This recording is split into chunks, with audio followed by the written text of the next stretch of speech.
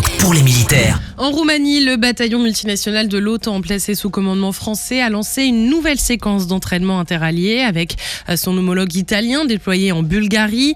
L'exercice baptisé White Eagle a réuni près de 250 militaires pour renforcer leurs procédures techniques et tactiques. Au programme, tir de chars Leclerc et Ariete et de missiles anti-chars avant de réaliser des combats en phase offensive et défensive, mêlant infanterie et équipage des chars. En phase de combat débarqué, les soldats ont mené des combats en zone urbaine, travaillant le bréchage, la saisie d'objectifs et l'usage de drones. L'entraînement s'est achevé par une manœuvre de synthèse, force contre force, sur le vaste camp de Tchinku.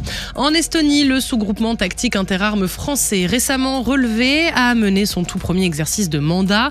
Baptisé Scorpion Panzer, il visait à valider son intégration au sein du bataillon multinational de l'OTAN, placé sous commandement britannique.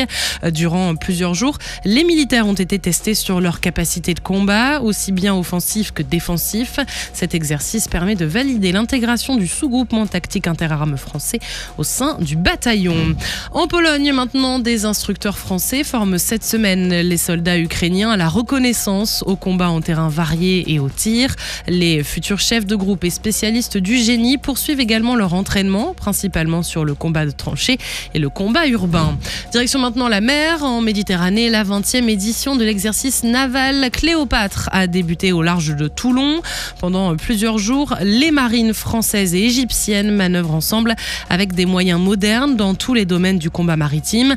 La France y engage une frégate de défense aérienne, une frégate furtive et des hélicoptères, tandis que l'Égypte engage sa frégate multi-mission ENS Bernice et la frégate d'attaque rapide Fouad Zekri. Les équipages enchaînent entraînement à quai, séances en simulateur, opérations aéromaritimes, exercices anti-surface, anti-aérien et missions d'interdiction maritime. Lancée en 1994, Cléopâtre reste un pilier de la coopération entre nos deux marines. Et on termine en Méditerranée orientale. Un avion Atlantique 2 opère depuis Héraclion en Grèce afin d'y mener des missions de surveillance maritime, tandis qu'une frégate a conduit des activités de coopération opérationnelle avec la marine turque à l'issue de son passage à Antalya. Sur terre, sur mer, comme dans les airs. Skyrock PLM, en équipe avec Uneo, la mutuelle des forces armées.